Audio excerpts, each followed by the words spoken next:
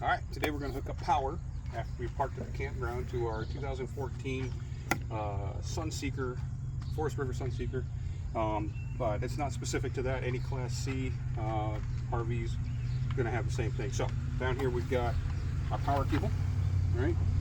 We've got our surge protector. It may look like this. There's other long ones. The important part is knowing whether your circuit's good, and then adapters we might need. You're going to be hooking up to find your big old circuit, your cord connector up here. First step to do power hookups, make sure everything's off on the inside. You don't want to surge the power. Then the next thing you do is come to your breaker box here. Make sure all your breakers are off in the box. Figure out which breaker you're going, which circuit you're going to use. Typically, it's for most of these, it's this 30 amp. If you're in a Class A, it's a big old 50 amp one. Put your surge protector on there, and then turn on the breaker for that circuit.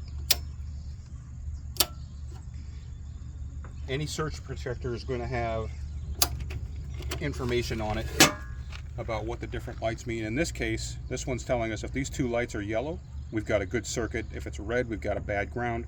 If you have a bad circuit breaker, that's why we use adapters, right? You don't want to plug into the 110 if you can avoid it with a big unit like this, because you'll pull too much power. The 50 amp you can absolutely plug into. It'll more than run it. You run the risk then of it's a bigger breaker, right? You might pull more amperage, and the whole point of these breakers is to trip before you pull so much power you hurt something in the RV. So once you know this is good, right? So your breaker's on, got your two yellow lights, we know the circuit's good. We're going to turn that breaker off again, and now we're going to hook our cable up. All of these cables have a little twist lock on them, right? You got a little section here where it plugs on, and then you give it a twist to lock it in place. When you look at your connector up here, you'll see you have one that has that little nub. You just line them up. All right, so you line up the cord, give it a little twist, just a little quarter, not even a quarter of a twist, it's eighth of a twist, and then lock your ring on there. Now that's secure and in place. Take your plug, plug it into your surge protector. Now turn your breaker on. You have power to your RV.